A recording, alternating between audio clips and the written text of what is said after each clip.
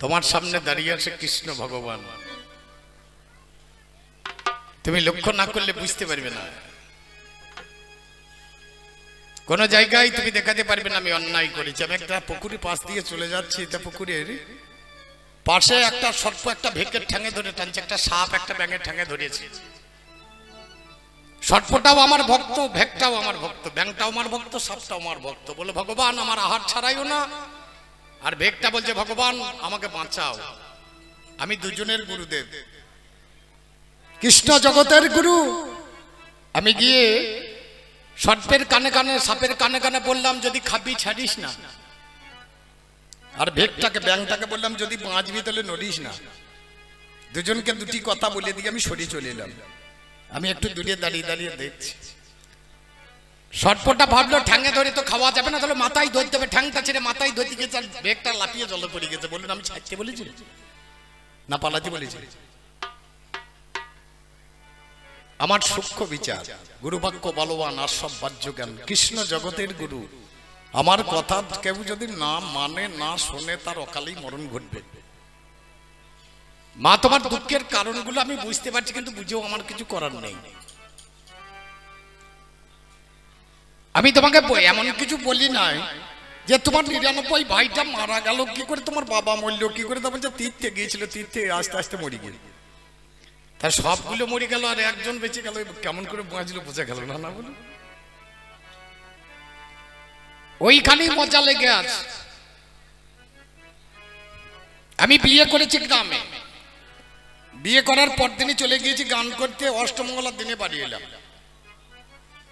বাড়িতে ঢুকেছি আর মা বলছে কখন থেকে ওরা বারবার আসছে আর যাচ্ছে, যা শ্বশুর বাড়ি।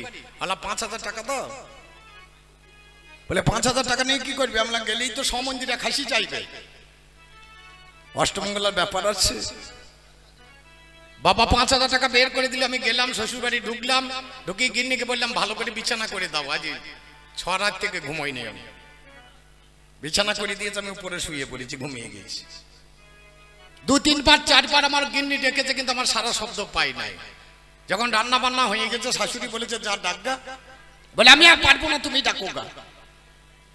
ভুলি করে আমি যেটা ভাত কাপড় দিয়েছিলাম কোন ক্রমে ভুল করে আমার শাশুড়ি পড়িয়ে আমাকে ডাকতে গিয়েছে উপরে। ওপর সিঁড়িতে দাঁড়িয়ে বলছে বাবা জামাই। আর আমি নড়িয়ে উঠেছি, শাশুড়ি দেখতে ঘুম ভেঙে আছে। আমার বইয়ের আর শাশুড়ির গলাটা তো পেরাইয়া। যেমন আমি নড়িয়ে উঠেছি আর ঘুরিয়ে পড়িয়েছে, মানে মুখটা তো দেখতে পাচ্ছি না, কাপড়টা দেখতে পাচ্ছি। তাহলে কাপড়টা 3 দিন আগে আমি কিনেছি, আমি বুঝতে পারবো না? আমার দেয়া মাল আমি চিনতে পারবো? যদি আমি কাপড়ে ধরি অবস্থাটা কি হবে?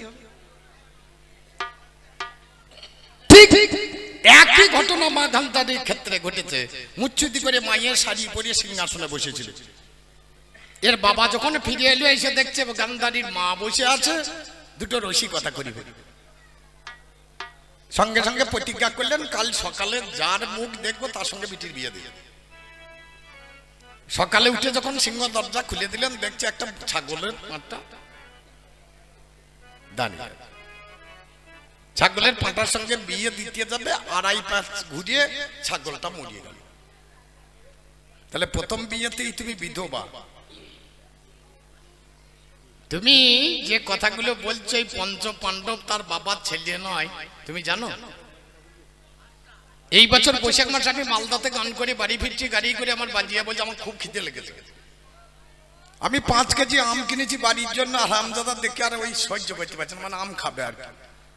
বলে আমার খুব খিদে লেগেছে। আমি বললাম চল কুলির বাজারে কিনে দেবো। বলে হবে না, আমাকে এক্ষুনি খেতে দিতে হবে। কি খাবি? বলে 2টো আম দাও। আম দিলাম, মনে করুন আম খেলো। আমের আটিটা গাড়ির জানলা দিকে ছুঁড়ে ফেলে দিল ডাঙ্গাতে। বর্ষায় জল পেয়েছে, গাছ হয়েছে। 2-4 বছর পরে গাছ বড় হয়ে গেছে, সেই গাছে আম ধরিয়েছে। আমার বাজিয়া বলছে চলো দাদা আম পেড়ে খেয়ে আসি, আমার আটি আমার গাছ, আম দেবে?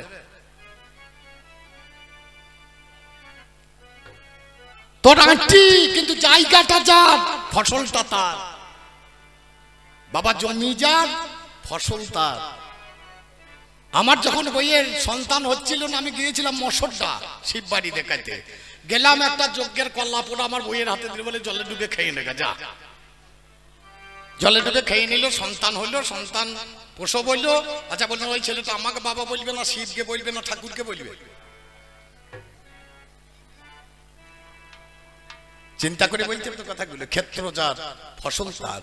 এই ক্ষেত্র যার নাম ছিল কুন্তী, এই ক্ষেত্রটা ছিল পাণ্ডু রাজার। যে বীজ বপন করবে করুক না কেন, ফসলটা কিন্তু পাণ্ডু রাজারই হবে। জ্ঞানটাকে করিয়ে কথাগুলো বলো। আর তোমার যে ফসলগুলো তৈরি করছে একটাও তো তোমার নয়। তুমি তো মুদগর্ভের একটা মাংসপিণ্ড আলাবু প্রসব করেছিলে, ফেলতে যাচ্ছিলে দাসী দিয়ে। সেদিন বেদব্যাস এসে ওটাকে খণ্ড বিখণ্ড করে 100 ছেলে এবং একটা মেয়ের জন্ম দিয়েছিল। তাহলে ছেলেগুলো তোমার বটে তো? কাউরি গায়ে হাত দেবার আগে নিজের গায়েটা আগে চিন্তা করে দেখতে হবে, তাছাড়া হবে না। বলছে খুব, কিন্তু কি বলছে বাবা বুঝতে পারছি না। চরম বলছে। গান ভালো হয়নি তা বলবো না, ভালো গান করছে, কিন্তু গানটা কেমন হচ্ছে জানেন? আপনাদের গ্রামে একবার হরিবাসর হচ্ছে, বিরাট হরিনাম। বৈশাখ মাসের দিন অনেক রান্না বান্না, শেষকালে আমের চাটনি। হরিনামের দল একটা করে ধুলোট করছে আর চলে যাচ্ছে, আর একটা দল বসে পড়ছে খেতে। খাওয়া দাওয়ার পরে চাটনি পড়ছে। তা প্রথমে যে বসে বলছে একটা আঁটি হবে না? বলে হবে। একটা হরিনামের দলে 16-17টা লোক থাকে, সবাই যদি বলে একটা করে আঁটি দেন, আর আঁটি থাকবে? 16-17টা আঁটি একবারই চলে গিয়েছে। যে পরিষ্কার করছে আঁটিগুলো বালতিতে ভরিয়ে ফেলতে গিয়ে যেমন সময় দ্বিতীয় ব্যাচে চাটনি পড়ছে, চাটনি দিতে গেছে, বলছে চাটনি দিচ্ছে, তা বলছে একটা আঁটি হবে না? এ মাথা নাড়াতে যাচ্ছে, আর যে ফেলতে গেছে বলছে হবে। এ মাথা নাড়াতে বলছে মাল নাই, বলছে দাদা ব্যবস্থা করিয়ে দিচ্ছি। ওই আঁটি আর না ফেলিয়ে জলে পরিষ্কার করি এনে আবার চাটনির রসে ফেলে দিই, মাল তুলি আবার দিয়ে। 2 ব্যাচ চলে গেল, 3 ব্যাচ চলে গেল, 4 ব্যাচ চলে গেল, 8 ব্যাচ পেরিয়ে গেল, শেষ ব্যাচ 9 ব্যাচ। এটা শেষ। প্রথমেই মূল গায়ন মশাই বসেছে। সব খাওয়া দাওয়ার পর চাটনি দিতে গিয়েছে। মূল গায়ন খুব ভক্তি শ্রদ্ধা সহকারে বলছে একটা আমের আঁটি হবে না? বলে হবে, কিন্তু আর মাছ থাকবে না। বলে বুঝলাম না। বলে এর আগে 8 জনা চুষিয়েছে, আর মাছ কে করে থাকবে? সে চোষা মালি তো দিয়েছে। যে যা বলবি, যা নিয়েছিস আমার কাছ থেকে নিয়েছিস, যা দিবি আমার কাছে থেকে দিবি। ভগবান কৃষ্ণ গীতাতে কলম দিলেন, বিশ্বের যাহা কিছু দেখছো তুমি, আমি সব সৃষ্টি করে রেখেছি। তুমি কিছু সৃষ্টিও করতে পারো না, তুমি কিছু ধ্বংসও করতে পারো না। যেটা জগতের ভালো, পরিত্রাণায় সাধুনা। আমি সাধুদের পরিত্রাণ করি, দুষ্কৃতীদের দমন করি, ধর্ম সংস্থাপনের জন্য আমি যুগে যুগে অবতার রূপে পৃথিবীর বুকে অবতীর্ণ হয়। আমার লাভ, আমার লোকসান প্রথম পাল্লাতে জিজ্ঞাসা করেছিলাম, উত্তর করিনি। কেন? গানটা শেষ হয়ে যাবে। শুনলাম অনেক কথা। বাবা সব জিনিস এক করে দিস না, ভালো লাগবে না। মাঠে জমি যার, ধান তার, ফসল তার। বাড়িতে হামার আছে, হামার যার, ধান তার। বাক্স যার, টাকা তার, নাকি? তাই বলে পালকি যার, বউ তার হবে? জমি যার, ধান ফসল তার। হামার যার, ধান তার। বাক্স যার, টাকা তার। তাই বলে পালকি যার, বউ তার হবে? তাহলে সব মাল এক জায়গায় একরকম করে দিলে হবে না। খেপি তোমরা শুনেছ কোন কালে, ওরে আমি ধরিয়েছে গাব গাছের ডালে। তোমরা শুনেছ কোন কালে, আমি ধরেছে গাব গাছের ডালে। তোমরা শুনেছ কোন কালে, আমি ধরেছে গাব গাছের ডালে। তোমরা শুনেছ কোন কালে, আমি ধরেছে গাব গাছের ডালে। তোমরা শুনেছ কোন কালে, আমি ধরেছে গাব গাছের ডালে। তোমরা শুনেছ কোন কালে, আমি ধরেছে গাব গাছের ডালে। আম আম গাছেই ধরে, জাম জাম গাছেই ধরে। যাকে তাকে দেশে গাছে লাগিয়ে দিই, যে পাণ্ডুপুত্র পাণ্ডুপুত্রই হবে, সে কোনোদিন কৌরব বংশে যাবে না। আপনারা কেউ কোনোদিন শুনেছেন গাব গাছের ডালে আম ধরে বসে আছে?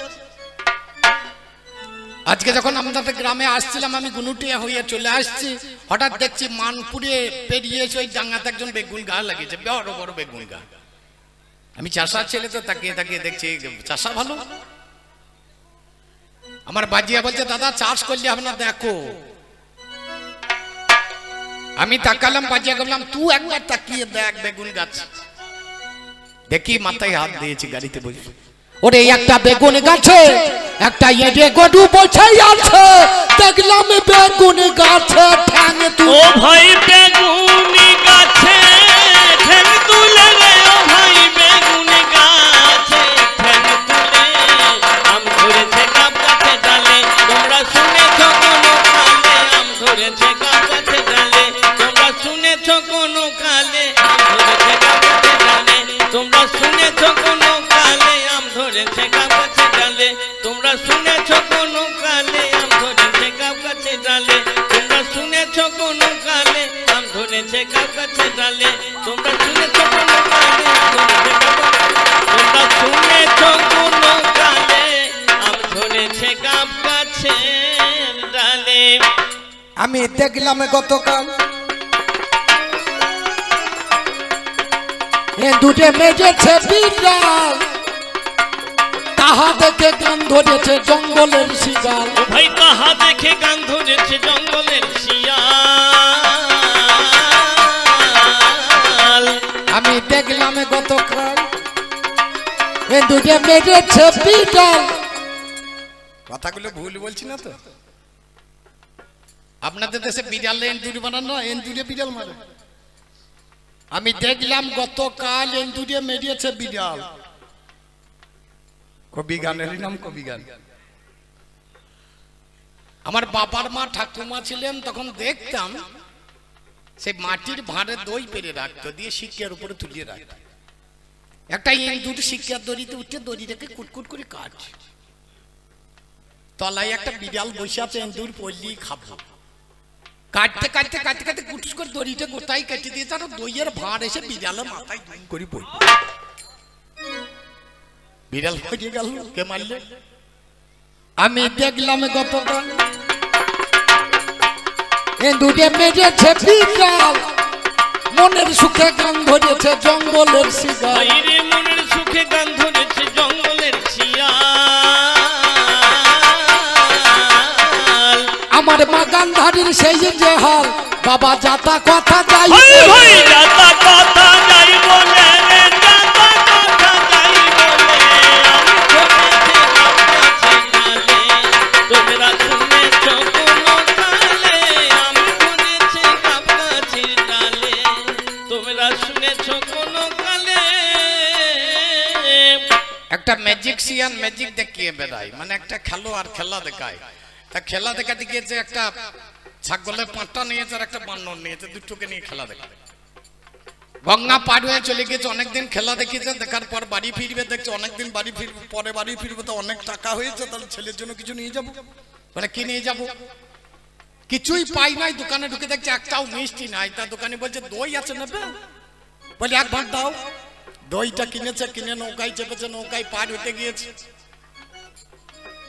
মনে মনে ভাবছে ছেলেটাকে গিয়ে দইয়ের ভাঁড়টা দেবো, ছেলে আনন্দ করে খাবে। বানর খুব চালাক, দেখছি চোখ বুঝে আছে, এই ফাঁকে কার সেরি দিই, চাকগোষ্ঠটা ছেড়ে দিয়েছে, দইটা সব খেয়ে নিয়েছে বানর। বানর দেখছে আমাকে তো মারবে, তাহলে কি করা যাবে? হাতটা ভরিয়েছে, ভাঁড়ে যেগুলি লেগেছিল সেই হাতটা বুলিয়ে নিয়ে ছাগলের দাড়িতে বুলি। বলতে পারেন মার কে খাবে? বাবারে কথা বললেই হবে না, খুব বড় মজার জিনিস। একটা এড়িয়ে পাচ্ছি রে, বাঘের মাথা খাইছি রে, অন্ধ লোকে দেখে ঠাকুর বলে বুবারে। বাইরে অন্ধ লোকে দেখে ঠাকুর বলে বোবারে। আমার কথাগুলো সবই উল্টো। একটা এগিয়ে পাচ্ছি রে, বাঘের মাথা খাইছি রে। বাঘে গরু খায় না, গরুতে বাঘ খায়।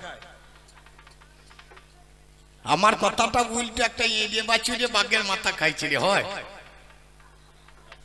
2000 সালে বন্যা, ঠিক দুর্গা পুজোর 4 দিন আগে বন্যা চলে এসেছে, আমাদের গ্রামের দুর্গা নিয়ে পালিয়ে গেছে বানর। মাঠে গিয়ে একটা গাছে আটকে গেছে, যা রং ঢং যা ছিল পালিয়েছে, কাপড় মাপড় পালিয়ে গিয়েছে, শুধু খড় কোটা লেগে আছে, দাঁড়িয়ে আছে ঠাড়। এক মডল বন্যা মরে যাওয়ার পরে ঘাস বেরিয়েছে, গরু ছেড়েছে, একটা এড়িয়ে বাছুর ছিল। এ চড়তে চড়তে গিয়ে দুর্গার তলায় যে বাঘটা তৈরি করা আছে, সেই বাঘের মাথার খড়গুলো ছিঁড়ে ছিঁড়ে খাচ্ছে।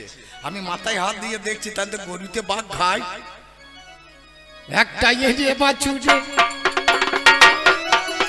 বাঘের মাথা খাইছি রে, অন্ধ লোকে তাকে ঠাকুর বলছে বোবা রে। বাইরে অন্ধ লোকে দেখে ঠাকুর বলছে বোবা রে। আবার অন্ধ লোকে দেখে ঠাকুর, ওরে অন্ধ লোকে দেখে ঠাকুর বোবাতে কথা হায় বলে। হায় বোবাতে কথা বলে রে, বোবাতে কথা বলে।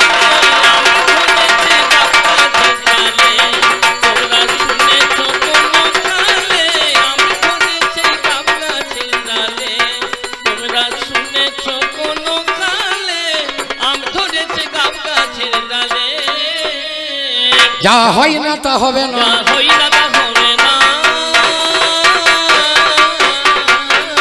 একটু আমার কাছে শোনো না, যা হয় না তা হবে না। তুমি আমার কাছে শোনো না, যা হই না তা হবে না। আরে আমি একা শুনবো কেন? শুনলেন আপনারা বসে। গান্ধারীর কথাগুলো মনে রইল উল্লাসে। বাবা নামে যার ক্ষেত্রপাল বরবরি কয়, কেউ বলে জলন্ধরে জানেন মহাশয়। এই ছেলেটা কোথা থেকে এসে বাবা গেল, এই ছেলেটা কোথায় বাবা জন্ম হয়েছিল। পৃথিবী যেদিন আমার রসাতলে যায়, ভগবান বরাহ রূপ নিয়ে ভাই, বরাহ অবতারে ভগবানে এলো, দন্ত দিয়ে পৃথিবীকে অগ্নি ধরিল। সেদিন ছিল বসুমতী ঋতুমতী ভাই, বড় হয়ে ঘর শোনে বাচ্চা এসে যায়। গর্ভ সঞ্চার সেদিন হয়ে গেল, ধরিতে গর্ভে একটা সন্তান জন্মালো। ক্ষেত্র থেকে জন্ম বাবা ক্ষেত্রপালের নাম, আপনাদের কাছে যেটা পরিচয় দিলাম। এই ছেলেটা বলে ঠাকুরি আমি তো মাঝব না, এক্ষণি মরবই আমি, শোনো কালো সোনা। ভগবানে বলে এখন মরার উপায় নাই, এরপরে তেতা যুগে আসিবে হেতায়। তারপরে দাপর যুগে যখন এসে যাবে, দাপরের শেষ প্রান্তে যুদ্ধ ঘটিবে। সেই যুদ্ধে তোমার দেখো প্রাণ চলিয়ে যাবে, অবশ্যই তুমি দেখো সে দর্শনা দেখবে। ওগো আমার ভগবানে মুকুন্দ মুরারি, আমি অন্তঃসলীলা থাকবো জানাই প্রকাশ করি। ভগবানের ছেলেটাকে নিচেতে রাখিল, অন্তঃসলীলা করিয়ে সেদিন রেখে দিল। ও বাবারে মহাশয় জানেন সত্যজন, এই ছেলেটাই উঠে গেল দাপরের তখন।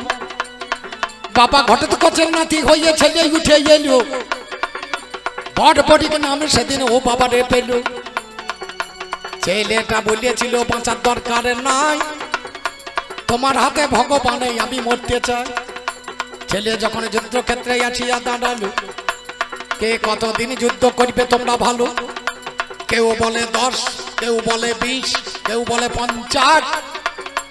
এই ছেলেটাই এসে বলে করবো সর্বনাশ, ওরে নিবেন মাত্র যুদ্ধখানা শেষ করিয়ে দেব। ওগো আমার ভগবানে মনে একটু ভাবো, বলে যদি প্রমাণ দিতে পারো আমার কথা না, তাহলে হবে দেখো তোমার এসো যা। সঙ্গে সঙ্গে ছেলে বাবা ধনুর বান ধরে নিম্ব বৃক্ষের ওপরে বান দিল ছুড়ে। যত নিমের পত্র ছিল ছিদ্র হয়ে গেল। ও বাবারে ভগবানে ছলনা করিল, সেদিন ভগবানের পায়ের তলায় একটা পাতা রয়। ভগবানে হাসে আমার সেদিন দয়াময়। ছেলেকে জিজ্ঞাসা করিল যখন, কি পরীক্ষা দিলি বাবা বল না এখন। বলে যত পত্র ছিল দেখো ছিদ্র হয়ে গেল, আমার কাছে শুনে চলো স্বামী চিকন খালো। ভগবানে বলে পায়ের তলায় একটাই আছে, সেটাও কি ছিদ্র হলো বলে আমার কাছে। তুমি পা তুললে দেখতে পাবে তোমার ডানায়। পাতাখানা বের করে ভগবান দেখায়, পাতাখানা ছিদ্র হলো বিশ্বের বাজারে। ভগবানে মাথা নাড়াই দেখুন চিন্তা করি, এই প্রমাণে হবে না রে, আরেক প্রমাণ চাই। সে প্রমাণটা দিতে হবে তোমার জানায়। ও বাবারে সেদিন ছেলে কোন কর্ম করলো, ওরে পুনরায় ধনুর বানে হাতে তুলে নিল।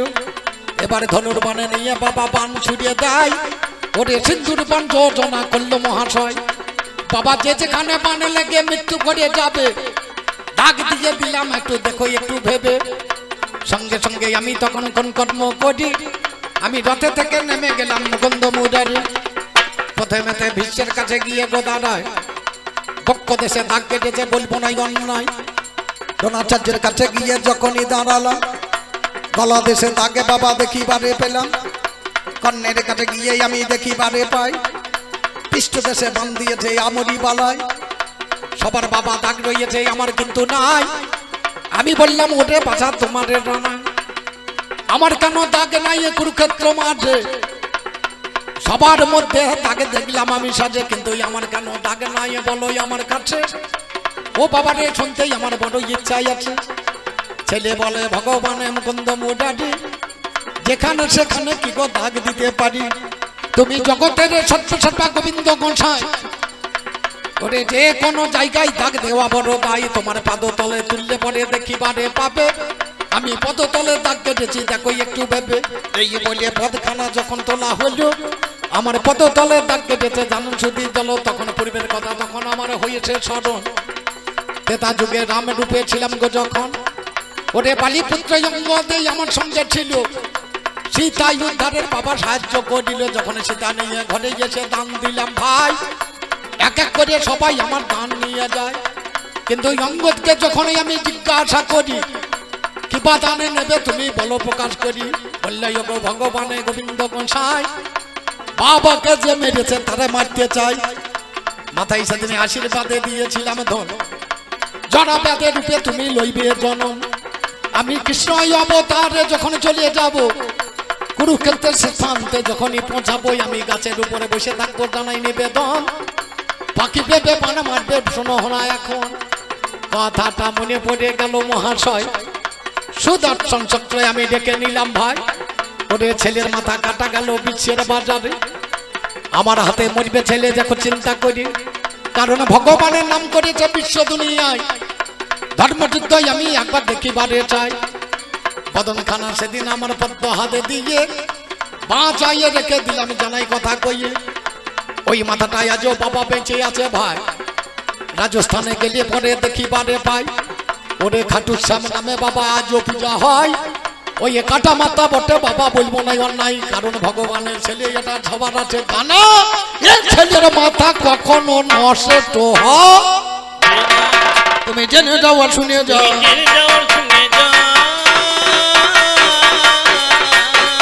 আমার কথাই বোঝে তুমি মনটা মজা,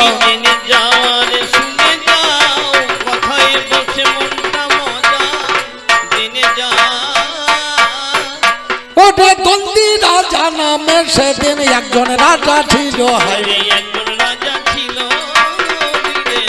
ওরে ছয়ন সামন্ত নিয়ে আমি গয়াতে গেল। জঙ্গলেতে ঘুরতে ঘুরতে বাবা দেখিবারে পাই, একটা ঘুটি বাবা ঘুরে বেড়াই বাগানেতে ভাই। সৈন্যদের আদেশ দিল ধরিয়ে দিতে হবে, যারে দিকে পলাইবে প্রাণে না বাঁচিবে। ঘুড়ি চিন্তা করছে, রাজামশাই বলছে যার দিকে পালাবে সে আর প্রাণে বাঁচবে না, সে মারা যাবে। জয় গুরু।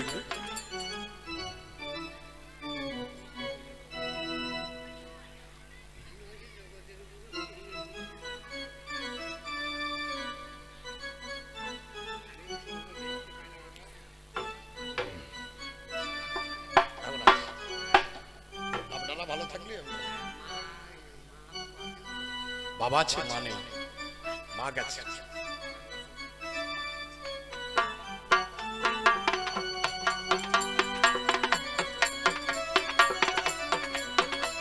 আমার এক কাকা বাবু এসে আমাকে আশীর্বাদ করে গেলেন, আমি ওনার আশীর্বাদ মাথা তুলে নিলাম।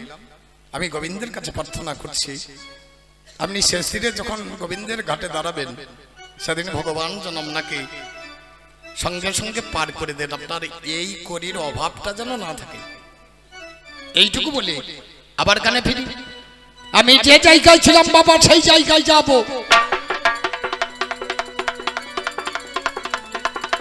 জঙ্গলের মাঝখানে একটু দাঁড়াবো, ঘড়িখানা দন্দি রাজা লাদে মেরিয়ে দেয়। ও বাবারে ঘড়ি আমার ছুটিয়া পালায়। কিছু দূরে গিয়ে আবার ঘড়ি ফিরে এলো। দন্দি রাজা ঘড়িটাকে বাড়ি নিয়ে গেল, একটা অন্য ঘরে রেখে দিল। জানেন মহাশয়, রাত্রি 12টার সময় মনে পড়িয়ে যায়, একটা নতুন ঘোড়ায় এলাম ঘরে, আমার মনে পড়িয়ে গেছে একটা গোয়াল ঘরটা দেখতে হবে জানাই রানীর কাছে। এই বলে দন্দি রাজা গোয়ালেতে গেল। বাবা গোয়ালেতে গিয়ে সেজন্য মাথাতে হাত দিল। সর্বনাশ, গোয়ালে যখন গেছে মাথায় হাত দিয়েছে, জানি সর্বনাশ। বলে কি হলো? চারিদিকে তাকিয়ে দেখছে ঘুড়ি তো নাই, একটা সুন্দর রমণী বসে রয়েছে। সুন্দর রমণী বসে রয়েছে। দন্দি রাজা গিয়ে জিজ্ঞেস করছে তুমি কে? আমি তো এই ঘরে তোমাকে রাখিনি, একটা ঘুড়ি রেখেছিলাম। তা মেয়েটা বলছে আমি দিনে ঘুড়ি রাতে নাড়ি, জানাই তোমার কাছে। দিনে ঘুড়ি রাতে নাড়ি, জানাই তোমার কাছে। স্বর্গধামের অপসরি আমি অভিশাপ যে আছে। স্বর্গধামের ঔষধি আমি অতি সাধতে আছে। দন্দি রাজা দেখলো এ জিনিস ভালো জিনিস। দিনের বেলায় ঘুড়ির পিঠে চেপে বেড়াবো, আর রাতের বেলায় সুন্দরী মেয়ে বিছানাতে পাবো। এক মালে দু কাজ, এত সুন্দর মাল ছেড়ে দেওয়া যাবে? দিনের বেলায় চেপে বেড়াবে, আর রাতের বেলায় বউ পাবে। দন্দি রাজা সুখে বাস করছে। হঠাৎ কৃষ্ণের কাছে খবর এলো, দেবতাদের কাছ থেকে উদ্ধার করো। এই যে অপসরি আজকে ঘুরিছে, যে জঙ্গলে ঘুরছে, তুমি একে এইখানে এক পালা গোটাগুটি গান হয়, অশ্ববজ্রের মিলন, একটা গোটা পাল্লা। হে পাল্লা বাবা, গোটাগুটি পাল্লা, এ পাল্লা বুঝতে হলে তাকে রীতিমত পড়াশোনা করতে হবে, তাছাড়া এ পাল্লা বুঝতে পারবে না। অশ্ববজ্রের মিলন, এই ভগবানের সঙ্গে এই ঘুড়ির মিলন হয়েছিল এই জায়গায়। যখন দন্তি রাজা মরতে যাচ্ছে ঘুড়ি নিয়ে, মা বই ধনিয়ে দিল। যখন ভগবান কৃষ্ণ গিয়ে দাঁড়ালেন, ওই ঘুড়ি এসে ভগবান কৃষ্ণের রঙে মিলিয়ে গেল। কৃষ্ণের রঙে মিলিয়ে গেল। বাবা অশ্ববজ্রের মিলনে হলো। কৃষ্ণের রঙে মিলিয়ে গেল, অশ্ববজ্রের মিলন হলো। কৃষ্ণের রঙে মিলিয়ে গেল। একটা কথাই আছে, কানা খোঁড়া 7 দোষ, কুজর নাই অন্ত। তার থেকে বেশি দোষ যার উঁচু উঁচু দন্ত। তার মধ্যে চোখ থাকতো কান্না, নাকি বলছেন? কানা খোঁড়ার কত দোষ? 60 দোষ। তার মধ্যে ওই একজন তো চোখ থাকতো, কাপড় বেঁধে কানা সেজে বসে আছে, তার মধ্যে 60টা দোষ থাকবে। তুমি ভুল কিছু বলো না, ভুল কিছু বলো না। পিতামহ ভীষ্ম, তোমার মনে পড়ে না? ওরে কাশী রাজের 3 কন্যা, সেদিন বাবা ছিল অম্বাই আর অম্বিকায়। অম্বালিকা হলো, হরণ করে নিয়ে এলো রথের ওই উপরে। অম্বার সাথে বিয়ে করিবে, দেখো চিন্তা করি। বিশ্বের কাছে গিয়ে করো জোরে গায়, তোমাকে স্বামী হিসাবে আমি দেখো চাই। বিশ্ব বলে আমার দ্বারা সেটা হবে না, প্রতিজ্ঞায় আছে আমার করো গো ভাবনা। সংসারে কত সাধু মুনি ঋষি এলো, সবাই বাবা নারীর কাছে মাথা নামালো। তুমি কেমন এমন পুরুষ বিশ্ব দুনিয়ায় নারী গ্রহণ করবে না, তোমারে জানাই। বলে ভগ্নী হিসাবে তোমায় মেনে নিতে পারি, অন্যভাবে নেব না। ওগো সুন্দরী, বলে ও কথাটা মানতে আমি কবু রাজি নয়। স্বামী হিসাবে দেখো আমি তোমায় চাই। বিশ্ব বলে মা হিসাবে মেনে নেব আমি, তুমি আজ থেকে হবে আমারও জননী। অম্বাসতী ছুটতে ছুটতে গুরুর কাছে গেল। পরশুরামের আশ্রমে যতনে পৌঁছালো। পরশুরামের আশ্রমে গিয়ে দাঁড়িয়ে বলছে, গুরু গো আমাকে বাঁচান। বলে কি হয়েছে? আপনার শিষ্য যার নাম ভীষ্ম আমাকে চুরি করে এনেছে, আমাকে বিবাহ করবে না। বলে তাই না? অম্বাকে নিয়ে পরশুরাম গিয়েছিলেন ভীষ্মের কাছে। ভীষ্ম তুমি বিবাহ করো। বলে আমি অপারক, আমি পারবো না। তুমি মেয়েটাকে গ্রহণ করো। বলে আমি পারবো না। কেন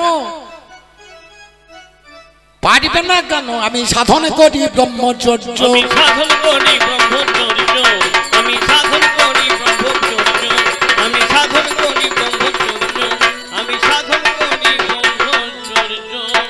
গুরু গো ওই যাতা করলে মনটা ঢেলে আমি করব না কুকার্য। আমি করব না কুকার্য, করব না কুকার্য, সাধন করি ব্রহ্মচর্য, আমি সাধন করি ব্রহ্মচর্য, আমি সাধন করি ব্রহ্মচর্য, আমি সাধন করি ব্রহ্মচর্য। গুরুর চরণে বিশ্বদেব বারবার প্রণাম করছে আর বল, সেজেছি ব্রহ্মচারী সঙ্গে নেব না নারী, সঙ্গে নিলে নারী হারা হবে ধৈর্য। সঙ্গে নিবে নারী হারা হবে ধৈর্য। রে চোখ পুরো কুম্ভক যোগে সাজিব সুখা। আমি সাধি বসু কার্য, আমি সাধি বসু কার্য, আমি সাধন করি ব্রহ্মচর্য। গুরু গো শিষ্যের ক্ষতি হবে, গুরু কি তাই করিবে? এ কথা দেখো ভেবে গুরু তুমি আর্য। এই কথা দেখো ভেবে গুরু তুমি আর্য। ওদের প্রতিজ্ঞাতে ভীষ্ম নাম, আমার প্রতিজ্ঞাতে ভীষ্ম নাম, বাবা থাকুক শিরোধার্য।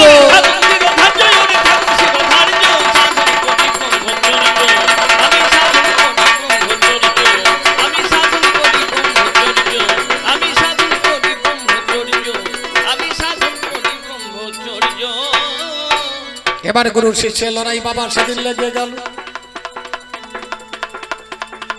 শিষ্যের কাছে গুরুদেবে পরাজিত হলো।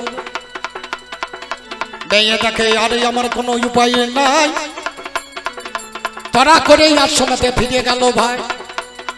একটা অগ্নিকুণ্ড জেলে নিয়ে তাতে জপতে জপতে যায়। এ জীবনেই আমার আরে কোনো দরকার নাই। এরপরে ভগবান মুকুন্দ মুরারি যদি তুমি জন্ম দাও জানাই প্রকাশ করি, বিশ্বের হত্যাকারী রূপে জন্ম নেব, মনের আশাটাই আমি পূরণ করিব। এই বলে আগুনেতে ঝাঁপ দিল ভাই। অম্বারানী মারা গেল জানেন তা সবাই। কিছুদিনে পরেই একটা ছেলের জন্ম হইল, নপুংসক হয়ে সেদিন জন্ম নিয়ে নিল। বাবার নামটা যার শ্রীখণ্ডী সবার আছে জানা। শ্রীখণ্ডী ছাড়া বাবা মরণ তো হবে না। দশম দিনে যুদ্ধে যেদিন অর্জুন মহাশয় ও বাবারের রথে চেপে যুদ্ধ করতে যায়, সেদিন আমার কোন কর্ম হলো? এই শ্রীখণ্ডী এসে বাবার সামনে দাঁড়ালো। নপুংসক দেখেই আমার বিশ্বদেবের যিনি অস্ত্রখানা পরিত্যাগে করিয়ে দিলেন তিনি। সঙ্গে সঙ্গে অর্জুন আমার বাণ ছুড়িয়ে দেয়। বক্ষ দেশে লেগে গেল আমরি বানায়, বানে লেগে বিশ্বদেবের নিচেতে পড়িল। সেদিন আমার বানে বানে সরসজ্জা হলো। বাবা স্বরের উপর চেপে আছে আমরি বালায়। এদিকে বিষ্ট আমার দেখিবারে পাই, মাথাটা ঝুলিয়ে আছে হেরিল নয়নে। বিশ্বই আমার চিৎকার করে অতীব যতনে, একটা বালিশ দাও বালিশ দাও বালিশ আমার চাই। মাথাটা থাকতে না রে আমরি বালায়। যুধিষ্ঠির দাদাই আমার ছুটে চলিয়ে গেল। সুন্দর একটা রাজ বালিশ যতনে আনিল। এই বালিশের ওরে বাটা নাই প্রয়োজন, উপযুক্ত বালিশ চাই দাউরে এখন। ভগবানের কৃষ্ণ দনক্ষণ কর্ম করলো, অর্জুনকে ইঙ্গিতে দেখাইয়ে দিল তুমি গুরুস্থানে বানে মারোই আমার কথা নাও। উপযুক্ত বালিশ হবে আমার কথা দাও। গান্ডীর্ধন হাতে আমার যতনে ধরিল, কপালেতে একটা বানে সেদিন মেরিয়ে দিল। ও বাবারে বানে সেদিন বালিশ তৈরি হয়। পিপাসা লেগেছে জলে আমার চাই। ওরে সুবর্ণ ভিঙ্গারে জলে নিয়ে এলো। একদিকে দুর্যোধনে ছুটে চলে এলো, অন্যদিকে নকুল আর সহদেবে যারা জলে নিয়ে পৌঁছাইলো। জানাই তারা জলে নিয়ে পৌঁছাইলো, জল তো খাবে না। এদিকে ভাবছি আমার সামনে কালো সোনা, অর্জুনের কাছে গিয়ে অগ্নি বাবা কয় মাতৃ সুধা পান করবে আমনি বালয়, স্বর্গে আছে সুরধনী গঙ্গা যাহার নাম, মর্তে বাবা ভাগীরথী তোমায় জানালাম, পাতালেতে ভগবতী গঙ্গা একটা আছে, অগই আমার পার্থ জানাই তোমার কাছে, তলদেশে পানে বেরিয়ে জল তুলিয়ে দেবে, মায়ের দুগ্ধ ভিক্ষ পান করিয়ে নেবে। তাই বলি মা গান্ধারী তোমার কাছে গাই, কোন জায়গায় আমি দেখো করি নাই অন্যায়। সেদিন আমার অর্জুন এখন কর্ম করলো, বায়ুব্য পান সেদিন নিচেতে মারিল, বড় পানে জলখানা তুলিয়ে নিয়ে ভাই ওরে ভীষ্মের মুখে ফেলে দিল আমরি বালাই। সঙ্গে সঙ্গে ভীষ্মে আমার তৃষ্ণা নিবারণ হলো, ওরে আমার পাল্লাদারি তুমি শুনে চলো। 56 দিন ভীষ্ম বেঁচে ছিল ভাই। তারপরেতেই আমি যখন সামনেতে দাঁড়াই, মাথার গায়ে যখন আমি দাঁড়াইয়ে গেলাম, ও বাবারে তাকেই আমি জিজ্ঞাসা করিলাম, পিতামহ আপনার কাছে জানিতে বাসনা, আজও কেন বেঁচে আছেন একটু বলুন না। আপনার আছে ইচ্ছা, আমি তো ইচ্ছা করলে মরণ আপনার হবে, এত কষ্ট করিয়ে বেঁচে কিবা দরকার হবে। বললে বাবরে কৃষ্ণ ধনে তোমার কাছে গায়, মানুষকে মরণে বাবাই আসলে চেনো জয় মা বিশ্বের কাছে আমি গিয়েছিলাম যুদ্ধের পরে 56 দিন সরসজ্জায় পড়েছিল বিশ্ব। আমি যখন তার মাথার গায়ে গিয়ে দাঁড়ালাম, পিতামহ বলে ভগবান তুমি এসেছো। বলে আপনার তো ইচ্ছা মৃত্যু, এত কষ্ট করে বেঁচে থাকার দরকার কি? বলে মানুষকে চেনা যায় মরণে। কে গলায় মালা নিয়েছে, কে ঝোলা নিয়েছে, কে সাধু সেজেছে দেখার দরকার নাই, মানুষকে বোঝা যাবে তার মরণে। দেখবেন হঠাৎ যদি একটা লোক মরে যায় বলে সাধুর মরণ, তার মালা নাই, তার ঝোলা নাই, অথচ লোকে বলছে সাধু মরণ। তাহলে মানুষকে চেনা যায় মরণে। কথাটা বললেন কে? ভীষ্ম। বলে কৃষ্ণ আর একটা কারণের জন্য আমি বেঁচে আছি, আমি বিগত 100 জন্ম দেখতে পাচ্ছি আমি কোনো অন্যায় করি নাই, তাহলে আমার এত যন্ত্রণা কেন? আমি সেদিন হাসতে হাসতে বলেছিলাম, পিতামহ আপনি 100 জন্ম দেখতে পাচ্ছেন, 101 জন্ম দেখতে পাচ্ছেন না? বলে না, তার পাচ্ছি না। 100 জন্মের পূর্বে আপনি ছিলেন গন্ধর্ব রাজন। সেদিন আপনি খেলার চলে একটা সর্পকে ধরে কণ্টকের উপর ফেলে দিয়েছিলেন, একটা কাঁটার গাছে ফেলে দিয়েছিলেন। সেদিন সেই সর্পটা বিদ্ধ হয়ে গেছিল। তার সর্পটা বলেছিল, ভগবান আমি তো কারো কিছু দোষ করি নাই, আজকে আমাকে যে এরকম বিদ্ধ করে দিল, এ যেন একদিন এইভাবে বিদ্ধ হয়ে পড়ে। পিসিমাই আমার কোনো দোষ নাই, আমার কোনো দোষ না।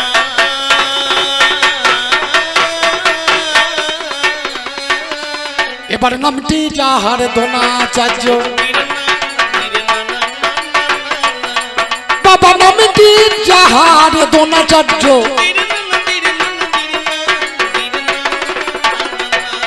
সেজন কেন মরেছিল,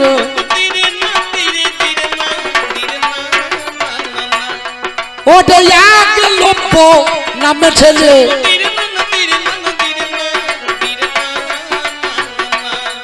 একদিন শিক্ষা করতে গেল,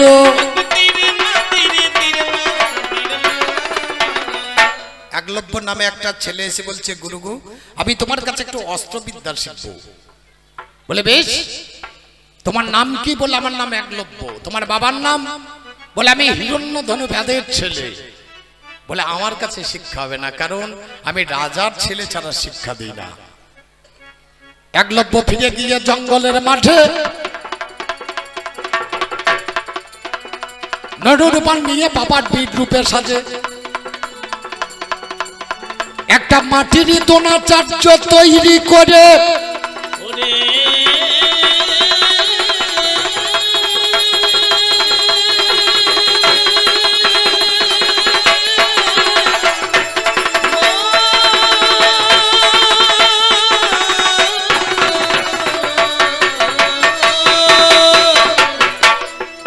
একটা মাটির দ্রোণাচার্য তৈরি করে অস্ত্র নিয়ে বসে জন্ম করে ওই ছেলে শিক্ষা করেছে। একটা দ্রোণাচার্যের মূর্তি তৈরি করে ছেলেটা অস্ত্র শিক্ষা করত। একদিন অর্জুনকে নিয়ে দ্রোণাচার্য বেড়াতে গেলেন ওই জঙ্গলে। একটা কুকুর সঙ্গে নিয়ে গেলেন। কুকুরটা ঘেউ ঘেউ করতে করতে সামনে গিয়ে কুকুর যখন ফিরে এলো, কুকুর আর কথা বলতে পারে না। তাকিয়ে দেখছে কুকুরের ঘা হয় নাই, কুকুর মরে নাই, কোথাও রক্ত ঝরে না, কেবল বাক্যখানা বন্ধ হলো। বাক্যখানা বন্ধ হলো। এর নাম হচ্ছে বাবা শব্দভেদী বাণ। অর্জুন বলছে, গুরু গো, এ বাণ তুমি কাকে শেখালে? বলে, আমি তো কাউকে শেখাই না। বলে, এ বাণ তো অন্য কেউ জানে না। কে জানে? একমাত্র জানে পরশুরাম। তার আগে জানতেন ভোলানাথ, যাকে আমরা শিব বলি। শিবের কাছ থেকে পেয়েছে পরশুরাম, পরশুরাম কাছ থেকে পেয়েছে ভীষ্ম আর দ্রোণাচার্য, আর দ্রোণাচার্যের কাছ থেকে পেয়েছি আমি। তাহলে গুরু শেখালে কাকে? বলে, চলো দেখি। কাছে গিয়ে দেখছে একটা ছেলে। বলে, কে তুমি? বলে, আমি একলব্য। তোমার গুরুকে? বলে, দেখছো না আমার সামনে দ্রোণাচার্য। বলে, আমি কে?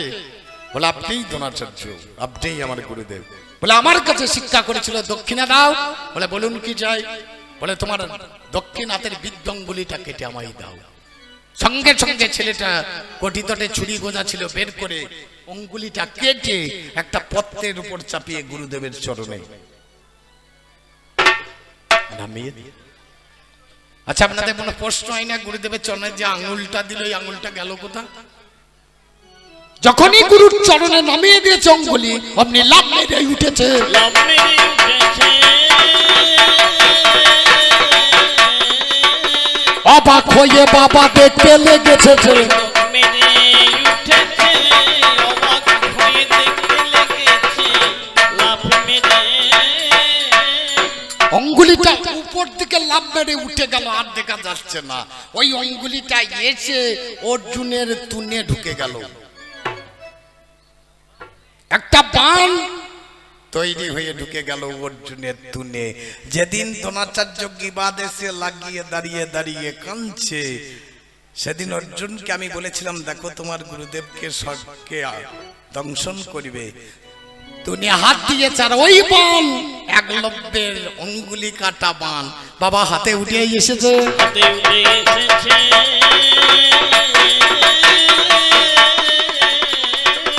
ধনুকের ছিলা বাবা কেটে দিয়েছে। হাতে উঠে এসেছে।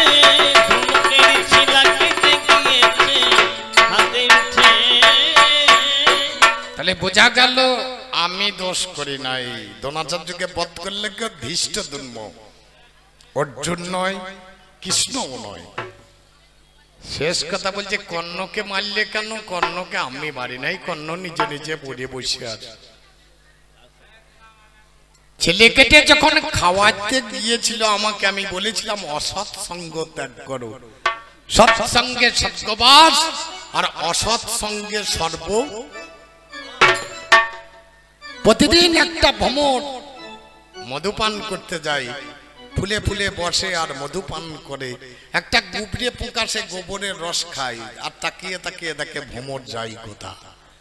একদিন ভ্রমরটাকে দেখে বলছে, কোথায় যাচ্ছিস? বলে, একটু মধুপান করতে যাব। বলে, আমাকে একটু নিয়ে যাবি? বলে, যাও। সাধু ব্যক্তি, সে তো কাউকেই খারাপ দেখে না। বলে, নিয়ে যাও। বলতে বলতে চললো, কিন্তু একটু সময় জ্ঞান করো বাবা। সূর্য অস্তা চলে গেলে পুষ্পটা বুঝে যাবে, তার আগে যেন তুমি উড়ে পালিয়ে যেও, তাছাড়া তুমি মারা যাবে। গুবরে পোকা তার মধু খেতে জানে না, তাকে একটা ফুলের উপরে বসিয়ে দিয়েছে, ফুলের মধ্যে হুলটা ঢুকিয়ে দিয়ে। মধু খুব মিষ্টি জিনিস, গোবরের রস যে খেয়েছে তাকে মধু দিলে তো সে খাবে। আনন্দ করে খাচ্ছে, খেতে খেতে খেতে খেতে কখন ফুলটা বুঝে গিয়েছে এর স্মরণ নাই, মরে গিয়েছে ফুলের ভিতরে। তাহলে লাভ কি হলো? আপনারা কি ভাবছেন মরে গেল, কিন্তু এখানে লাভ নয়, আরো চলো। পরের দিন সকালবেলায় এক কৃষ্ণ ভক্ত ওই ফুলটাকে তুলে এনে গোবিন্দের চরণে তুলে দিচ্ছে। লাভটা কি হলো? সাধু সঙ্গ যদি কেউ একবার করে, জীবনে না পেলেও মরণের পরেও সে কৃষ্ণর চরণ পাবে পাবে পাবে। একবার একবার সাধু সঙ্গ করলে আমার চরণ অবশ্যই পাবে। আমার চরণ অবশ্যই পাবে। প্রমাণ দিলাম এই আমার কবির গানে, আমার চরণ অবশ্যই পাবে। প্রমাণ দিলাম কবি গানে, আমার চরণ অবশ্যই পাবে। হরে কৃষ্ণ হরে হরে, কে কার মন্দ করে নিজের মন্দ নিজে করে ভাই। কেউ কারো মন্দ করতে পারে না এই বিশ্ব দুনিয়ায়। এখানে কোনো ভদ্রলোক যদি ভেবে থাকে ছেলেটাকে মারবো, রাস্তায় গিয়ে দেখবেন ওর ছেলেটা ঘরে কেউ মেরে দিয়েছে।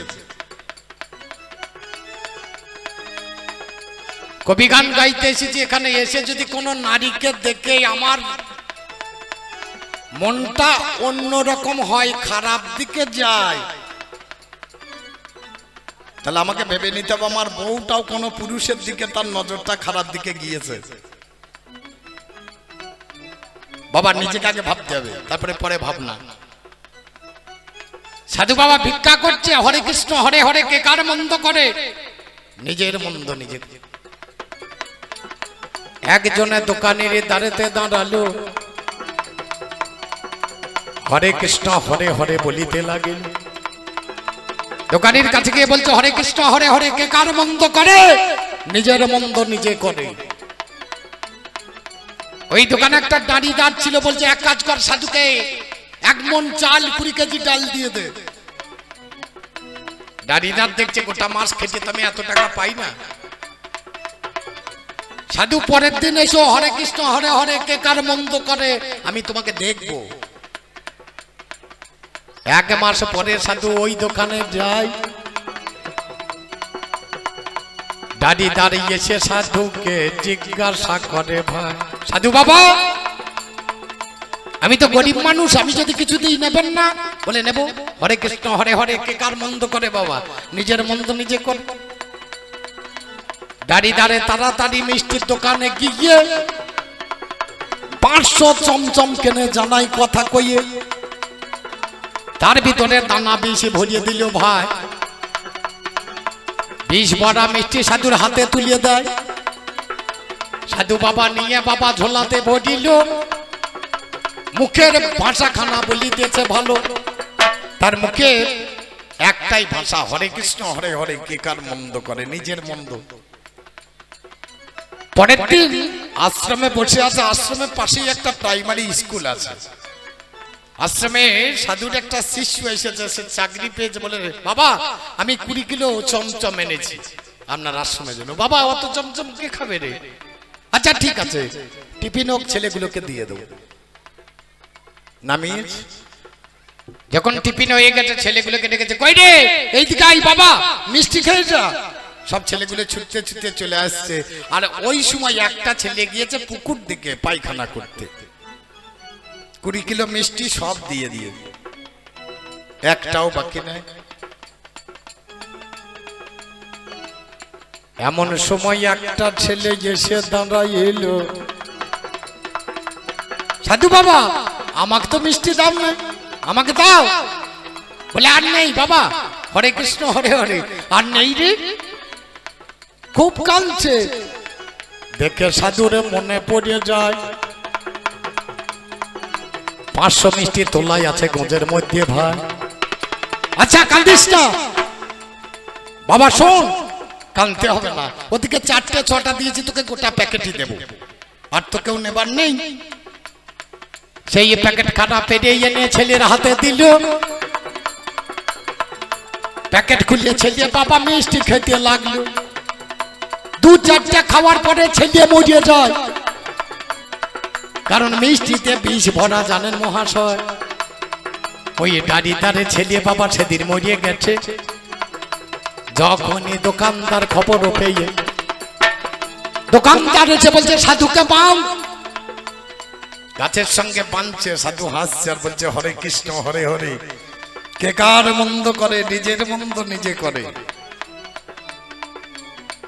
দাঁড়িদার এসে সাধুর চরণে আছড়িয়ে পড়ে বলছে, সাধু বাবা তোমার কথাই ঠিক, কেউ কারো মন্দ করতে পারে না, নিজের মন্দ মানুষ নিজে নিজেই করে।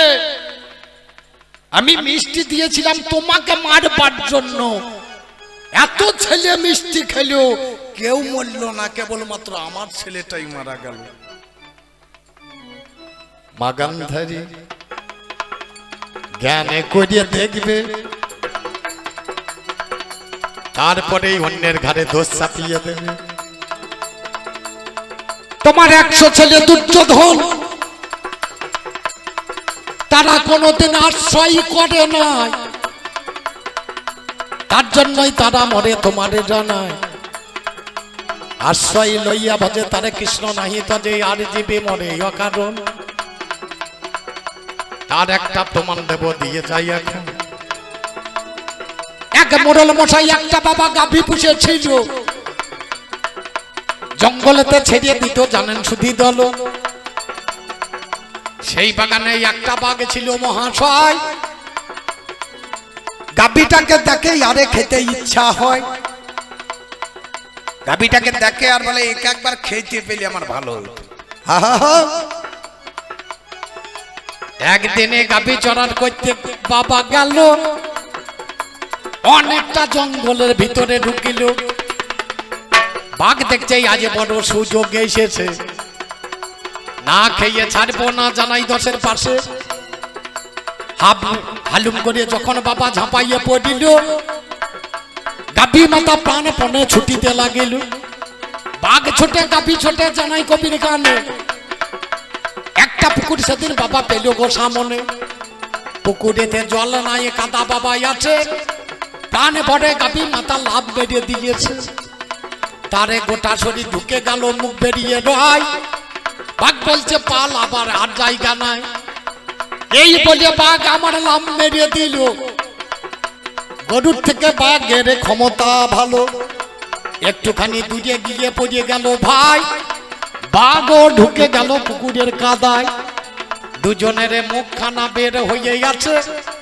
বাঘ সেদিন গাভীকে অমনি বলিছে, গাভী রে তুইও মরবি আমিও মরবো, দুজনে তো কাদায়, তাহলে একটু সরিয়ায়, তোকে একটু খাই, আমার মনের আশাটা মিটাই। গাভী হাসছে, বলছে তুই মরবি কিন্তু আমি মরবো না। বলে কেন? বলে আমার মালিক একজন রয়েছে। মালিক একজন রয়েছে।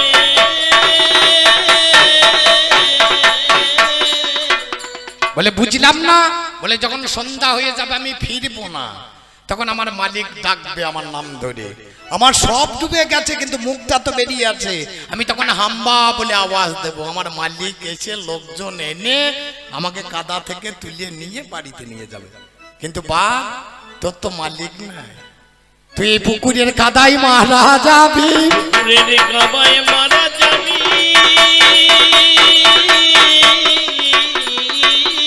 পিসিমা ছেলেদেরকে মালিক ধরতে শেখানো হবে।